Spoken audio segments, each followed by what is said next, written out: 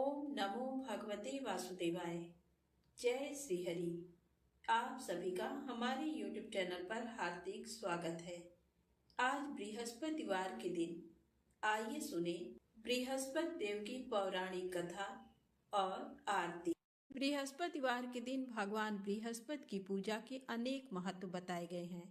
इस दिन जो व्यक्ति भगवान बृहस्पति की व्रत कथा पढ़ता या सुनता है उसे सभी प्रकार के सुख प्राप्त होते हैं। इस कथा को सुनने या पढ़ने मात्र से धन और यश बढ़ता है, विद्या और पुत्र की प्राप्ति होती है, सभी रुके हुए कार्य सफल होते हैं। तो प्रेम से बोले बृहस्पति भगवान की जय हो।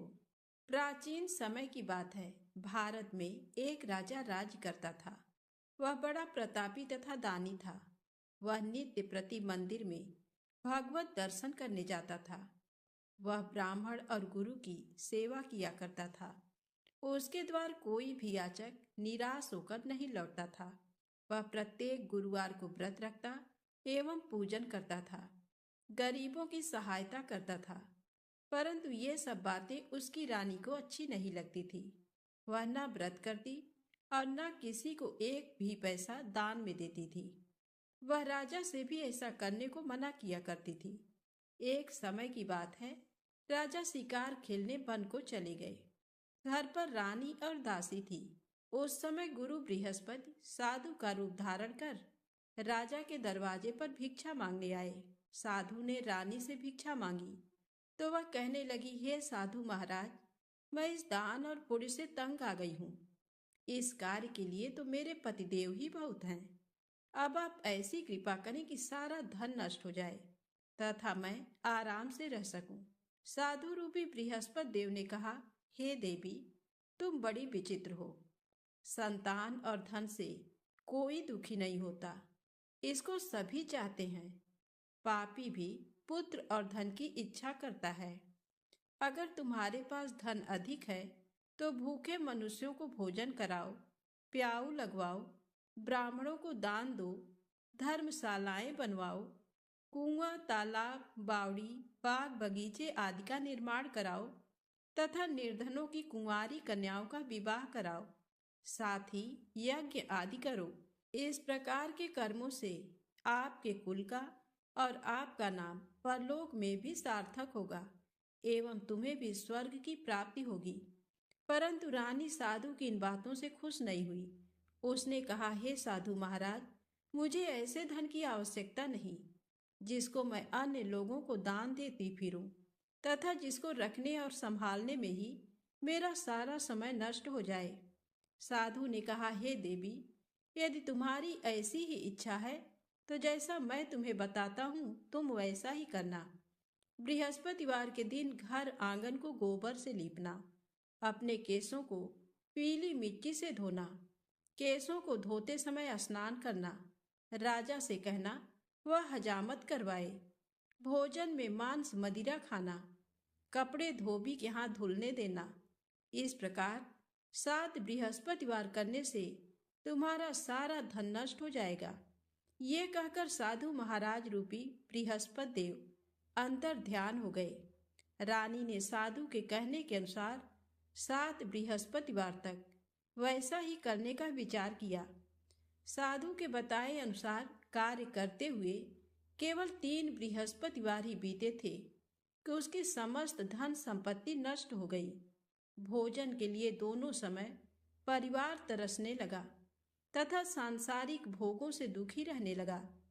तब राजा रानी से कहने लगा कि हे रानी, तुम यहाँ पर रहो, मैं दूसरे देश को जाता हूँ, क्योंकि यहाँ पर मुझे सभी मनुष्य जानते हैं, इसलिए मैं यहाँ पर कोई काम नहीं कर सकता।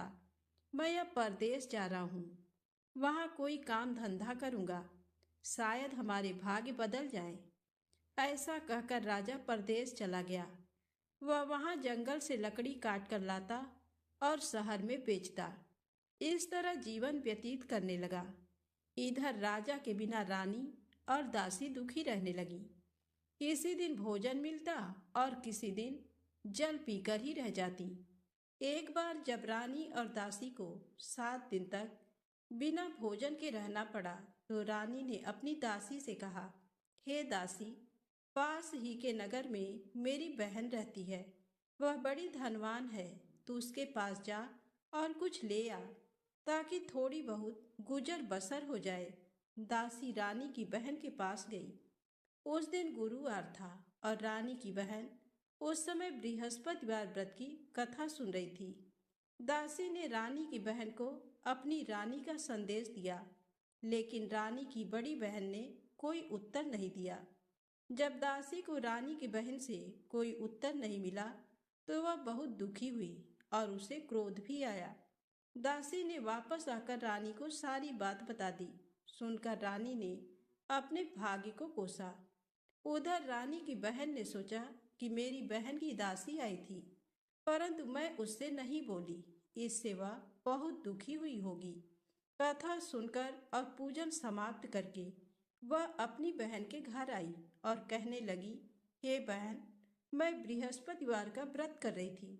तुम्हारी दासी मेरे घर आई थी, परंतु जब तक कथा होती है तब तक न तो उठते हैं और न ही बोलते हैं, इसलिए मैं नहीं बोली। कहो दासी क्यों गई थी? रानी बोली, बहन, तुमसे क्या छिपाऊं? हमारे घर में खाने तक को अनाज नहीं था। ऐसा कहते कहते रानी की आंखें भर आईं।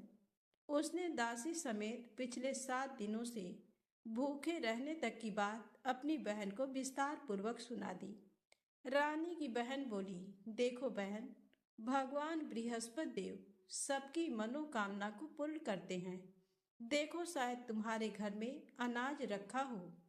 पहले तो रानी को विश्वास नहीं हुआ, पर बहन के आग्रह करने पर उसने अपनी दासी को अंदर भेजा तो उसे सचमुच अनाज से भरा एक घड़ा मिल गया।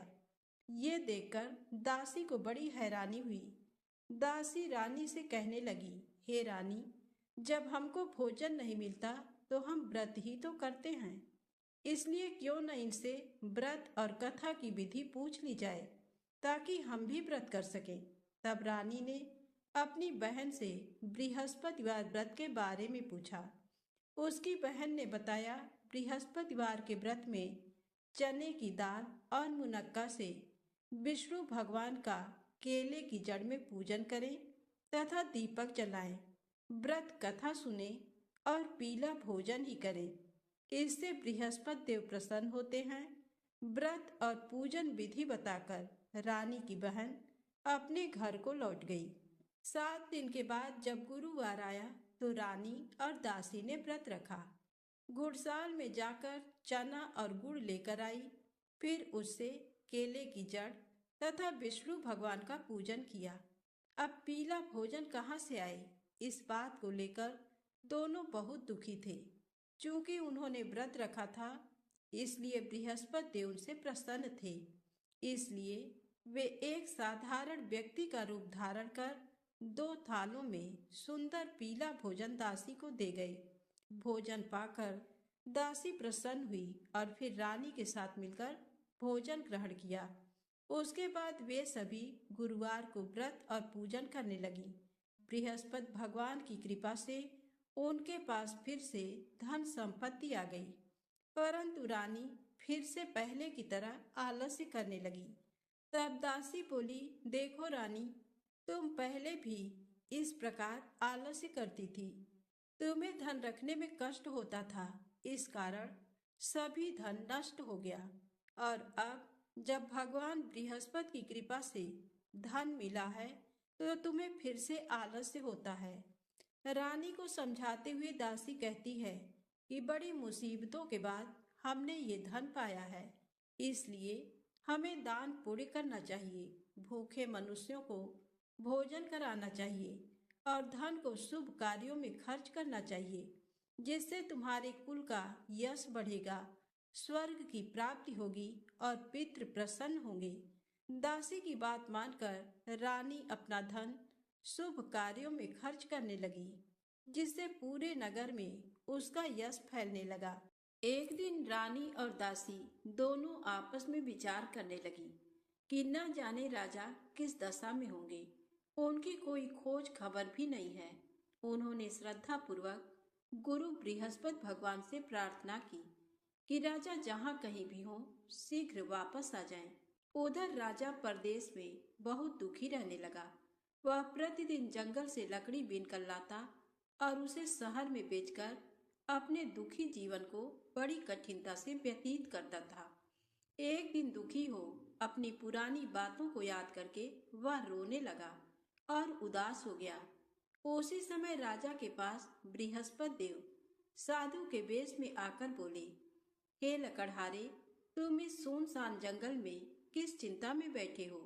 मुझे बतलाओ। ये सुन राजा के नेत्रों में जल भर आया। साधु की वंदना कर राजा ने अपनी संपूर्ण कहानी सुना दी। महात्मा दयालु होते हैं। वे राजा से बोले, हे राजा, तुम्हारी पत्नी ने बृहस्पति देव के प्रति अपराध किया था, जिसके कारण तुम्हारी ये दशा हुई।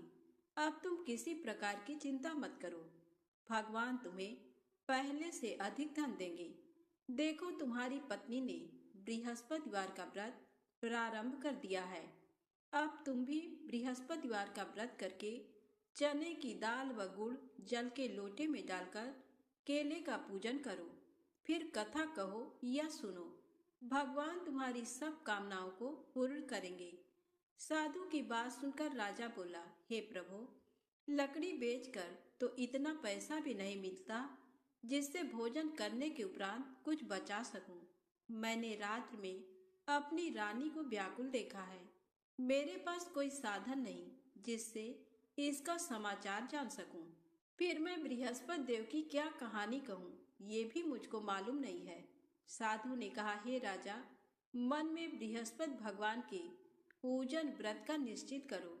वे स्वयं तुम्हारे लिए कोई राह बना देंगे।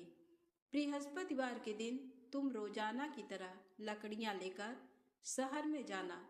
तुम्हें रोज से दुगना धन प्राप्त होगा, जिससे तुम भली भांति भोजन कर लोगे तथा बृहस्पति देव की पूजा का सामान भी आ जाएगा।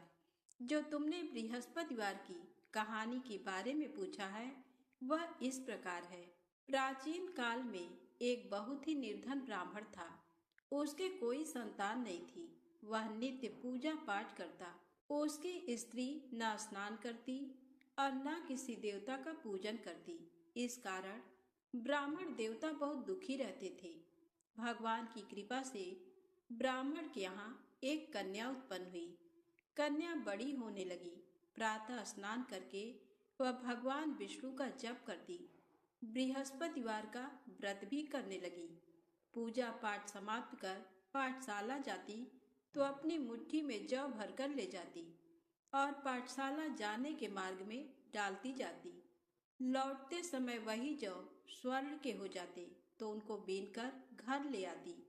एक दिन वह बालिका सूप में उन सोने के जौ को फटक कर साफ कर रही थी कि तभी उसकी माँ ने देख लिया और कहा, हे बेटी, सोने के जौ को फटकने के लिए सोने का सूप भी तो होना चाहिए। दूसरे दिन गुरुवार था। कन्या ने व्रत रखा और बृहस्पति देव से सोने का सूप देने की प्रार्थना की। बृहस्पति देव ने उसकी प्रार्थना स्वीकार कर ली। रोजाना की तरह वह कन्या जौ फैलाती हुई पाठशाला चली गई। पाठशाला से लौटकर जब वह जौ बीन रही थी तो बृहस्पति देव की कृपा से उसे सोने का सूप मिला। उसे वह घर ले आई और उससे जौ साफ करने लगी, परंतु उसकी माँ का वही ढंग रहा। एक दिन की बात है। कन्या सोने के सूप में जब जौ साफ कर रही थी, उस समय उस नगर का राजकुमार वहां से निकला। कन्या के रूप को देखकर वह उस पर मोहित हो गया। राजमहल आकर वह भोजन तथा जल त्याग कर उदास होकर लेट गया। राजा को जब राजकुमार द्वारा अन्न जल त्यागने का समाचार ज्ञात हुआ तो अपने मंत्रियों के साथ वह अपने पुत्र के पास गया और कारण पूछा। राजकुमार ने राजा को उस लड़की के घर का पता भी बता दिया। मंत्री उस लड़की के घर गया। मंत्री ने ब्राह्मण के समक्ष राजा की ओर से निवेदन किया। कुछ ही दिन बाद ब्राह्मण की कन्या का विवाह राजकुमार के साथ संपन्न हो गया। कन्या के घर से जाते ही ब्राह्मण के घर में पहले की भांति गरीबी का निवास हो गया। एक दिन दुखी होकर ब्राह्मण अपनी पुत्री से मिलने गए। बेटी ने पिता की अवस्था को देखा और अपनी माँ का समाचार पूछा। ब्राह्मण ने सभी हाल कह सुनाया। कन्या ने बहुत सा धन देकर अपने पिता को विदा कर दिया, लेकिन कुछ दिन बाद फिर वही हाल हो गया। ब्राह्मण फिर अपनी कन्या के यहाँ गया और सभी हाल कहा, तो पुत्री बोली, हे पिताजी, आप माता जी को यहाँ लिवा लाओ, मैं उन्हें वह विधि बता दूंगी जिससे गरीबी दूर हो जाए। ब्राह्मण देवता अपनी स्त्री को साथ लेकर अपनी पुत्री के पास राजमहल पहुँचे तो पुत्री अपनी माँ को समझाने लगी, हे माँ, तुम प्रातःकाल स्नान आदि करके विष्णु भगवान का पूजन करो तो सब दरिद्रता दूर हो जाएगी। परंतु उसकी माँ ने उसकी एक भी बात नहीं मानी। वह प्रातःकाल उठकर अपनी पुत्री के बच्चों का बचा जूठन खा लेती थी। एक दिन उसकी पुत्री को बहुत गुस्सा आया। उसने अपनी माँ को एक कोठरी में बंद कर दिया। प्रातःकाल उसने स्नान आदि करा के पूजा पाठ करवाया तो उसकी माँ की बुद्धि ठीक हो गई। इसके बाद वह नियम से पूजा पाठ करने और प्रत्येक बृहस्पतिवार को व्रत रखने लगी। इस व्रत के प्रभाव से मृत्यु के बाद वह स्वर्ग को गई। वह ब्राह्मण भी सुखपूर्वक इस लोक का सुख भोगकर स्वर्ग को प्राप्त हुआ। इस तरह कहानी कहकर साधु देवता वहां से अंतर ध्यान हो गए। धीरे धीरे समय व्यतीत होने पर फिर बृहस्पतिवार का दिन आया। राजा जंगल से लकड़ी काटकर शहर में बेचने गया। उसे उस दिन और दिनों से अधिक धन मिला। राजा ने चना गुड़ आदि लाकर बृहस्पतिवार का व्रत किया। उस दिन से उसके सभी क्लेश दूर हुए। परंतु जब अगले गुरुवार का दिन आया तो वह बृहस्पतिवार का व्रत करना भूल गया। इस कारण बृहस्पति भगवान नाराज हो गए। उस दिन उस नगर के राजा ने विशाल यज्ञ का आयोजन किया तथा शहर में ये घोषणा करा दी कि कोई भी मनुष्य अपने घर में भोजन न बनावे, न आग जलावे। समस्त जनता मेरे यहाँ भोजन करने आवे। इस आज्ञा को जो न मानेगा उसे फांसी की सजा दी जाएगी। इस तरह की घोषणा संपूर्ण नगर में करवा दी गई। राजा की आज्ञा अनुसार शहर के सभी लोग भोजन करने गए, लेकिन लकड़हारा कुछ देर से पहुंचा। इसलिए राजा उसको अपने साथ घर लिवा गए और ले जाकर भोजन करा रहे थे तो रानी की दृष्टि उस खूंटी पर पड़ी जिस पर उसका हार लटका हुआ था। वह वहां पर दिखाई नहीं दिया। रानी ने निश्चय किया कि मेरा हार इस मनुष्य ने चुरा लिया है। उसी समय सिपाहियों को बुलाकर उसको कारागार में डलवा दिया। जब लकड़हारा कारागार में पड़ गया और बहुत दुखी होकर विचार करने लगा कि न जाने कौन से पूर्व जन्म के कर्म से मुझे ये दुख प्राप्त हुआ, और उसी साधु को याद करने लगा जो कि जंगल में मिला था। उसी समय तत्काल बृहस्पति देव साधु के रूप में प्रकट हुए और उसकी दशा को देखकर कहने लगे, अरे मूर्ख, तूने बृहस्पति देव की कथा नहीं करी, इस कारण तुझे दुख प्राप्त हुआ है। अब चिंता मत कर। बृहस्पतिवार के दिन कारागार के दरवाजे पर 4 पैसे पड़े मिलेंगे। उनसे तू बृहस्पति देव की पूजा करना, तेरे सभी कष्ट दूर हो जाएंगे। बृहस्पति के दिन उसे 4 पैसे मिले। लकड़हारे ने कथा कही।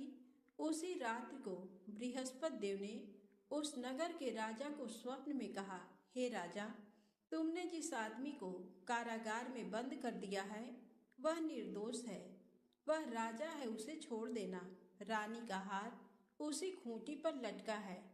अगर तू ऐसा नहीं करेगा तो मैं तेरे राज्य को नष्ट कर लूंगा। इस तरह रात्रि के स्वप्न को देखकर राजा प्रातःकाल उठा और खूंटी पर हार देकर लकड़हारे को बुलाकर क्षमा मांगी तथा लकड़हारे को योग्य सुंदर वस्त्र आभूषण देकर विदा कर दिया। बृहस्पति देव की आज्ञा अनुसार लकड़हारा अपने नगर को चल दिया। राजा जब अपने नगर के निकट पहुंचा तो उसे बड़ा आश्चर्य हुआ। नगर में पहले से अधिक बाग, तालाब, कुएं तथा बहुत सी धर्मशाला, मंदिर आदि बन गए हैं। राजा ने पूछा, ये किसका बाग और धर्मशाला है? तब नगर के सब लोग कहने लगे, ये सब रानी और बांदी के हैं।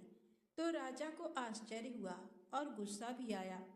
जब रानी ने ये खबर सुनी कि राजा आ रहे हैं, तो उन्होंने बांदी से कहा कि हे दासी, देख राजा हमको कितनी बुरी हालत में छोड़ गए थे। हमारी ऐसी हालत देखकर वह लौट न जाएं, इसलिए तू दरवाजे पर खड़ी हो जा। आज्ञानुसार दासी दरवाजे पर खड़ी हो गई। राजा आए तो उन्हें अपने साथ लिवा लाई। तब राजा ने क्रोध करके अपनी रानी से पूछा कि ये धन तुम्हें कैसे प्राप्त हुआ है।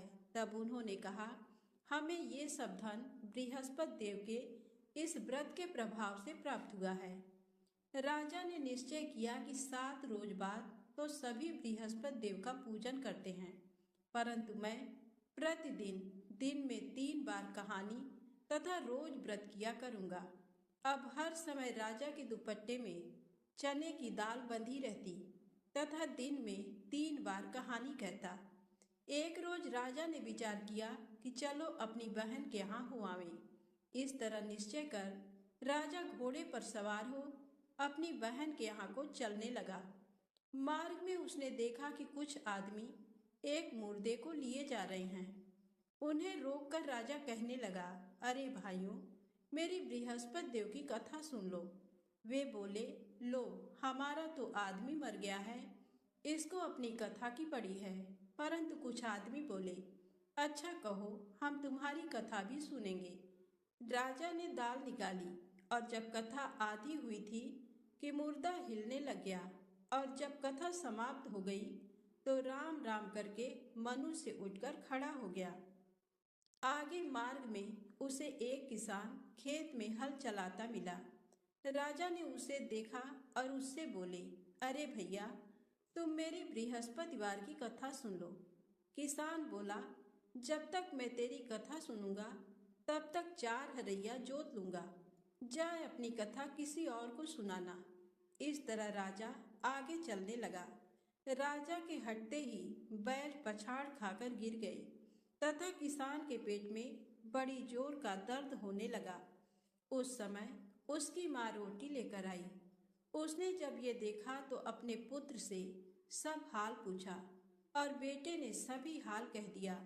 तो बुढ़िया दौड़ी दौड़ी उस घुड़सवार के पास गई और उससे बोली कि मैं तेरी कथा सुनूंगी, तू अपनी कथा मेरे खेत पर चलकर ही कहना।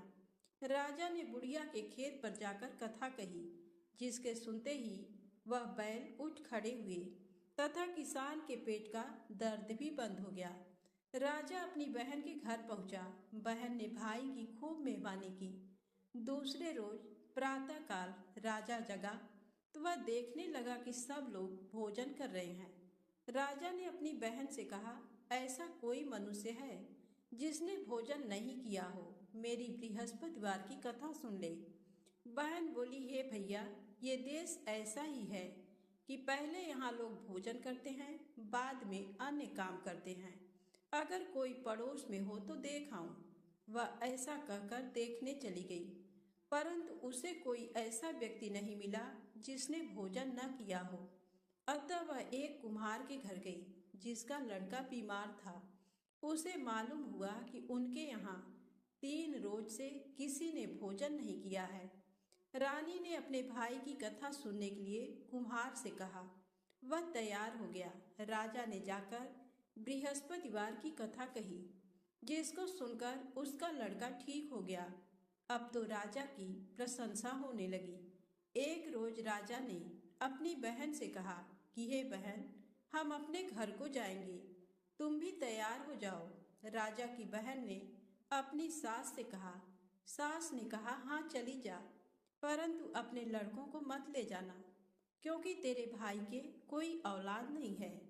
बहन ने अपने भैया से कहा, हे भैया, मैं तो चलूंगी, पर कोई बालक नहीं जाएगा। राजा बोला, जब कोई बालक नहीं चलेगा तब तुम ही क्या करोगी। बड़े दुखी मन से राजा अपने नगर को लौट आया। राजा ने अपनी रानी से कहा, हम निर्वंशी हैं, हमारा मुंह देखने का धर्म नहीं है और कुछ भोजन आदि नहीं किया। रानी बोली, हे प्रभु, बृहस्पति देव ने हमें सब कुछ दिया है, वह हमें औलाद अवश्य देंगे। उसी रात को बृहस्पति देव ने राजा से स्वप्न में कहा, हे राजा उठ, सभी सोच त्याग दे, तेरी रानी गर्भ से है। राजा को ये बात सुनकर बड़ी खुशी हुई। 9वें महीने में उसके गर्भ से एक सुंदर पुत्र पैदा हुआ। तब राजा बोला, हे रानी, स्त्री बिना भोजन के रह सकती है, पर बिना कहे नहीं रह सकती। जब मेरी बहन आवे तुम मुझसे कुछ कहना मत। रानी ने सुनकर हाँ कर दिया। जब राजा की बहन ने ये शुभ समाचार सुना तो वह बहुत खुश हुई तथा बधाई लेकर अपने भाई के यहाँ आई। तभी रानी ने कहा, घोड़ा चढ़कर तो नहीं आई, गधा चढ़ी आई। राजा की बहन बोली, भाभी मैं इस प्रकार न कहती तो तुम्हें औलाद कैसे मिलती। बृहस्पति देव ऐसे ही हैं, जैसी जिसके मन में कामनाएं हैं सभी को पूर्ण करते हैं। जो सद्भावना पूर्वक बृहस्पतिवार का व्रत करता है एवं कथा पढ़ता है अथवा सुनता है, दूसरों को सुनाता है, बृहस्पति देव उसकी सभी मनोकामना पूर्ण करते हैं। प्रेम से बोलें बृहस्पति भगवान की जय हो।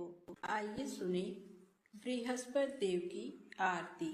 ओम जय बृहस्पति देवा, ओम जय बृहस्पति देवा। छिन छिन भोग लगाऊं, छिन छिन भोग लगाऊं, कदली फल मेवा। ओम जय बृहस्पति देवा, तुम पूर्ण परमात्मा, तुम अंतर्यामी, जगत पिता जगदीश्वर, जगत पिता जगदीश्वर, तुम सबके स्वामी। ओम जय बृहस्पति देवा, चरणामृत निज निर्मल, सब पातक हरता, सकल मनोरथ दायक, सकल मनोरथ दायक, कृपा करो भरता। ओम जय बृहस्पति देवा, तन मन धन अर्पण कर, जो जन शरण पड़े, प्रभु प्रकट तब होकर, प्रभु प्रकट तब होकर, आकर द्वार खड़े।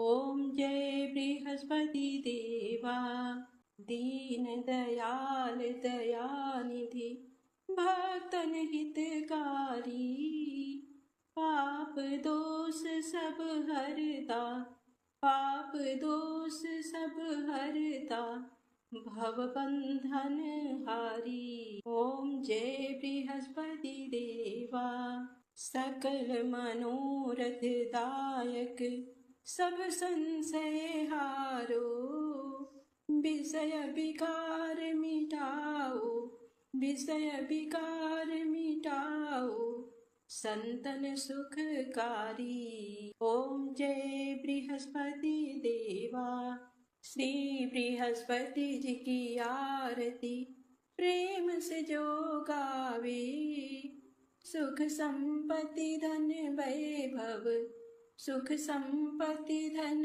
वैभव, सो निश्चय पावे।